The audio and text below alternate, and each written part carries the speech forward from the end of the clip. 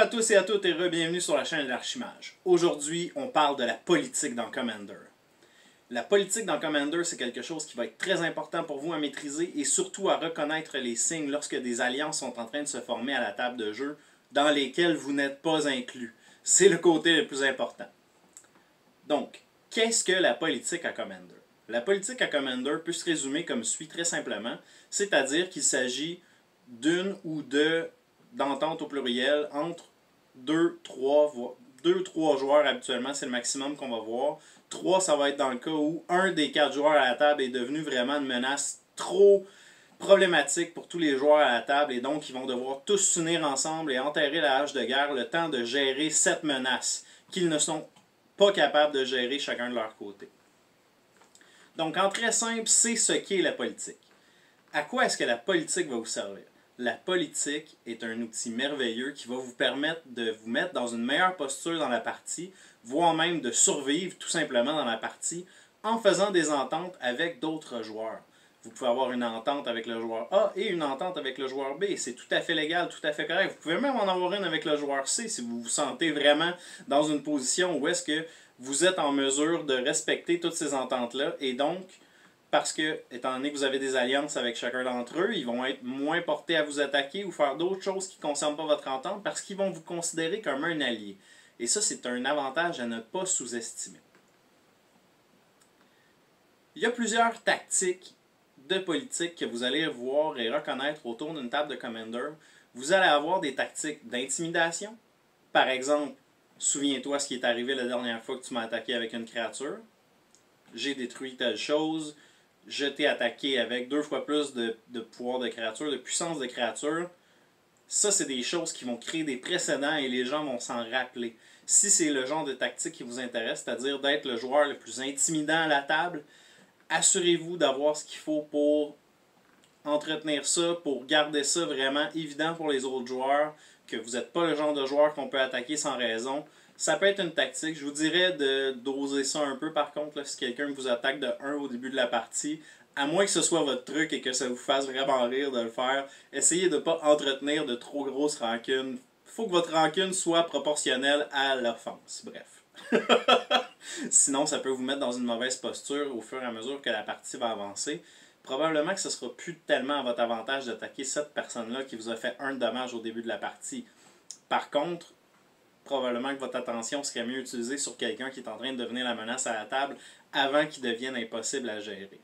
Donc, la tactique de l'intimidation se résume à peu près à ça. Donc, ça va être d'avoir une bonne présence sur le board et de doubler ça d'une attitude qui va démontrer aux autres joueurs à la table que vous êtes quelqu'un avec qui on ne peut pas venir se frotter sans conséquence et que vous avez peut-être en main des réponses qui vont vous permettre de leur faire plus mal qu'eux peuvent vous le faire à vous. C'est une tactique que j'utilise à l'occasion, dépendamment de la table où est-ce que je me trouve. Ça peut aussi être à double tranchant parce que ça peut vous amener à être considéré comme l'arch enemy à la table, donc la personne à abattre pour les autres joueurs. Donc, encore une fois, je vous dirais, faites très attention avec ça. Assurez-vous d'utiliser cette tactique-là avec un bon dosage et de ne pas vous mettre dans une position qui va vous mettre encore plus en péril. Parce que c'est une bonne chose que d'établir comme précédent que vous n'êtes pas le genre de personne qu'on peut attaquer sans conséquence. Ça, c'est une très bonne chose et ça va faire penser à 2 fois vos adversaires avant de vous attaquer. Et ça, ce n'est pas à négliger parce que ça peut vous permettre d'utiliser vos ressources à d'autres choses parce que cette personne-là vous aura tout simplement pas attaqué à cause de ça. Donc, peut être très utile à utiliser avec un bon dosage. Je vais vous laisser expérimenter un peu là-dessus et voir ce que ça donne de votre côté. Un autre type de stratégie que vous allez voir souvent des joueurs de Commander utiliser va être simplement la tactique de l'alliance. Donc, par exemple, moi et le joueur B, on est un peu désavantagés par rapport aux 2 autres joueurs à la table et donc on va s'entendre pour dire que nous sommes amis. Donc ça veut dire que je ne vais pas cibler ces choses, il ne va pas cibler les miennes, on ne va pas s'attaquer, on va plutôt se concentrer à soit simplement se défendre contre les 2 autres qui sont dans une meilleure posture ou à en attaquer un en particulier pour le rabaisser en bas de notre niveau et peut-être même réussir à l'embarquer avec nous par la suite pour aller attaquer celui qui va rester, qui va être celui qui va être dans la meilleure posture. Ça, c'est quelque chose que je vous recommande fortement Parce que, ben déjà, c'est plaisant, c'est social, ça va permettre aux parties d'être plus équilibrées aussi souvent, parce que même si on s'installe à la table avec des decks qui sont tous du même niveau de puissance, à peu près, là, on va s'entendre, là.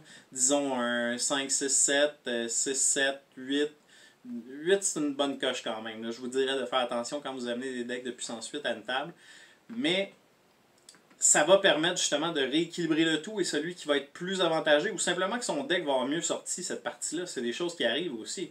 J'ai des decks qui sont des 6 que si vous jouez seulement une fois contre moi et que toutes les chances roulent de mon côté, il peut avoir l'air d'un 8 ou facilement. Là. Je peux être capable de gagner très vite, mais c'est une fois sur 100, disons. Donc, pas trop juger si vous avez joué seulement une fois contre un deck, de vous dire, ben, cette personne-là, elle ment, elle nous dit que son deck c'est un 6, mais c'était clairement un 8, parce que ta. Donc, faites attention à ça aussi. Mais, comme je le disais, ça va vous permettre de rééquilibrer les choses et d'avoir des parties plus plaisantes où le champ de bataille est plus juste pour chacun et où chacun a sa chance de briller et de peut-être remporter la partie à un moment ou à un autre, dépendamment si les autres ont les bonnes réponses en main à ce moment-là. Si vous faites des ententes avec d'autres joueurs, ce que je vous recommande absolument de faire, ça va être de faire des ententes qui sont claires. Assurez-vous qu'il n'y aura pas de mauvaise communication, parce que ça peut créer des rancunes à long terme. Ça peut aussi simplement être déplaisant, que ce soit pour vous ou pour l'autre personne avec laquelle vous avez fait une entente. Vous pensiez que l'entente, c'était que la personne n'allait pas du tout interagir avec vos créatures, quand les termes de l'entente étaient en fait qu'il n'allait pas cibler aucune de vos créatures. Donc, dans cette optique-là, si par exemple votre entente c'est que je ne vais pas cibler aucune de tes créatures, un balayeur de champ de bataille est très acceptable dans cette optique, parce que il a effectivement pas ciblé aucune de vos créatures. Donc, assurez-vous que chacune de vos ententes est très claire, un nombre de tours défini ou jusqu'à un événement prédéfini. Quand ça arrive, notre entente prend fin. C'est toutes des choses qui peuvent être possibles. Et dites-vous que les limites sont votre seule imagination. Tant et aussi longtemps, et ça c'est un point important à rappeler, parce que ça fait partie des règles de Magic, même à l'intérieur d'un format casual, vous ne pouvez pas utiliser aucune chose qui se retrouve à l'extérieur du jeu. Par exemple, je ne peux pas dire à quelqu'un que j'ai amené pour jouer ce soir-là à la partie avec ma voiture, je ne peux pas lui dire que s'il m'attaque, je ne le ramènerai pas chez lui à la fin de la soirée. Ça rentre dans ce qui est inacceptable, que ce soit pour Magic, que ce soit pour moi dans mon playgroup, que ce soit pour la majorité des gens que je connaisse, mais de toute façon, ce sont des règles qui sont établies par Magic et c'est donc illégal de le faire. C'est quelque chose qui peut vous faire sortir d'une boutique, c'est quelque chose qui, de toute façon, n'est pas agréable. Bref, allez pas dans cette direction-là. À moins, bon, là, si vous jouez avec votre propre playgroup et que vous faites des petites choses à la blague comme ça, bon, ça, c'est toujours à votre propre discrétion. Par exemple, je te donnerai pas une autre bière si tu m'attaques. Bon, ça dépend de la soirée aussi, là. Mais je vous parle surtout dans un environnement où c'est organisé, où vous êtes dans une boutique ou peu importe. Puis il faut pas que ce soit quelque chose de mauvais. Là, on le sent quand c'est quelque chose de mauvais. Là, je vous fais confiance là-dessus. Vous avez un jugement. Bref, ça se fait pas. C'est illégal dans le format, dans Magic en général. Donc gardez ça en tête. Et c'est vraiment pas agréable, de toute façon. Mais mis à part ça, les seules limites sont votre imagination. Donc, par exemple, vous voulez que la personne vous laisse utiliser votre créature une fois avant de la tuer, parce que vous savez pertinemment qu'elle a la réponse en main. Vous pouvez négocier avec cette personne pour avoir cette activation de votre créature. C'est sûr que si vous êtes déjà dans une position avantagée, la personne risque de ne pas accepter. Et ça, gardez ça aussi toujours en tête. Il n'y a personne qui est obligé d'accepter les ententes que vous proposez, même si vous essayez de renégocier à la baisse pour votre avantage ou peu importe. Il est très fort possible que vous vous frappiez tout simplement à un mur parce que cette personne-là sait que son deck va avoir de la difficulté contre le vôtre et veut donc pas vous donner d'avantage supplémentaire. Et c'est tout à fait légitime de la part de cette personne et c'est tout à fait correct. Gardez ça en tête, on est là pour s'amuser, c'est pour ça que la politique doit être utilisée avec un grain de sel toujours. Et faites attention de ne pas tomber dans le piège d'utiliser trop de politique. Il ne faut pas que chacune des choses que vous faites soit sujet à politique. Il y a des moments où est-ce que c'est plus plaisant que d'autres, etc. Pensez au plaisir de tout le monde autour de la table. Si vous faites toujours des ententes avec la même personne d'une partie à l'autre, c'est quelque chose qui est vraiment désagréable pour les autres. Je sais qu'on a tous des amis avec qui on a des affinités qui sont plus claires, qui sont plus profondes, des chimies qui sont plus évidentes. Mais faites attention à ça, essayez de bien doser la chose et d'équilibrer le tout. Encore une fois, c'est le secret du plaisir dans ce format, l'équilibre. Donc assurez-vous que tout le monde a sa chance et que tout le monde a la chance de participer à la politique également.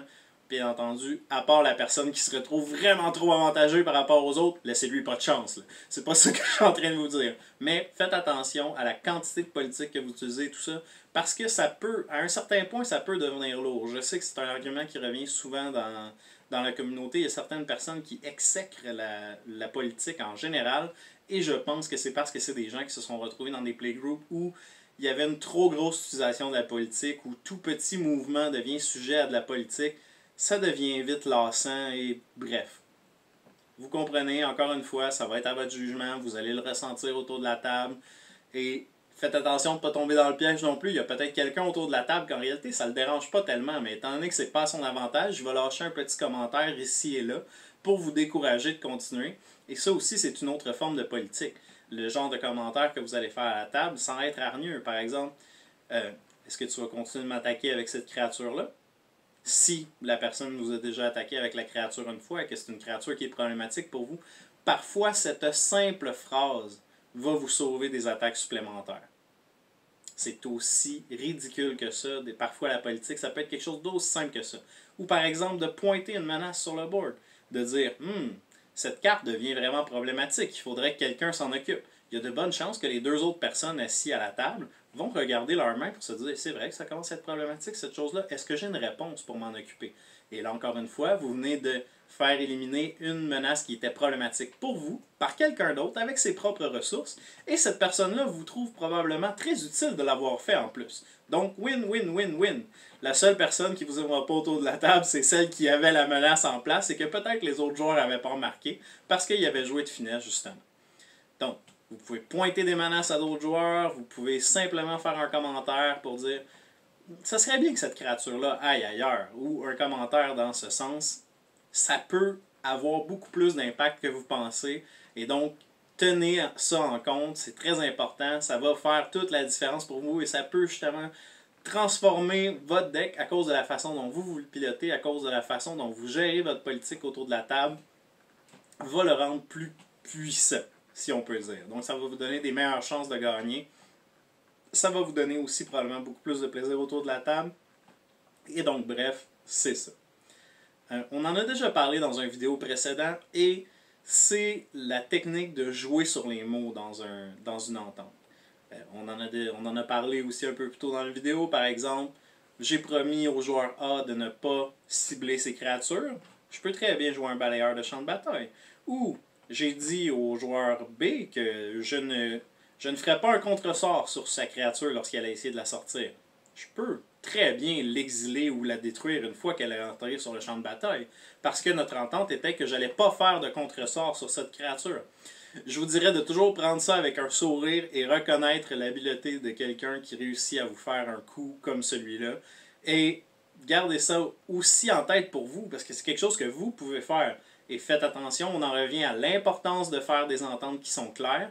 Et ça va vous permettre peut-être même de mettre des contingences en place si vous savez que cette personne-là est le genre de fin renard qui a l'habileté de faire ce genre de choses. Et donc bref, pensez à ça. Très important à garder en tête. Et c'est ce qui conclut notre premier épisode sur la politique. Je voulais vous faire une entrée en matière pas trop lourde, pas trop pesante, pas trop longue non plus, juste pour vous donner une idée de base. Je vais faire une autre vidéo dans les prochaines semaines que je veux faire avec quelqu'un avec moi. Parce que je pense que ça va être beaucoup plus intéressant pour vous de regarder deux personnes discuter de leur vision de la politique et de qu'est-ce qu'on peut avoir comme petit truc dans son sac pour ça. Mais ceci est une très bonne base. Vous pouvez vous référer à cette vidéo si vous commencez dans le format ou si vous êtes peut-être pas trop à l'aise avec la politique. Ça va être quelque chose sur quoi asseoir vos stratégies pour la suite. Et nous en revenons donc à notre pain et notre beurre. Si cette vidéo vous a été utile ou que vous l'avez apprécié, n'hésitez pas à le liker. N'hésitez pas à vous abonner à la chaîne, s'il vous plaît. On s'approche du 150 abonnés, j'en suis très heureux. Et le plus important, comme toujours, partagez cette vidéo avec vos amis, que ce soit sur votre wall, que ce soit dans des groupes que vous fréquentez, que ce soit par message privé à un ami que vous pensez que cette vidéo pourrait lui être utile. En aidant vos amis dans votre playgroup à devenir meilleurs, vous allez devoir devenir meilleur vous aussi, et c'est une très bonne chose, parce qu'ensuite, quand vous allez sortir de votre playgroup, que vous allez vous retrouver en magasin ou peu importe, vous allez être reconnu comme de bons joueurs, et ça c'est toujours gratifiant, c'est toujours plaisant, et sur ce, je vous dis à la prochaine.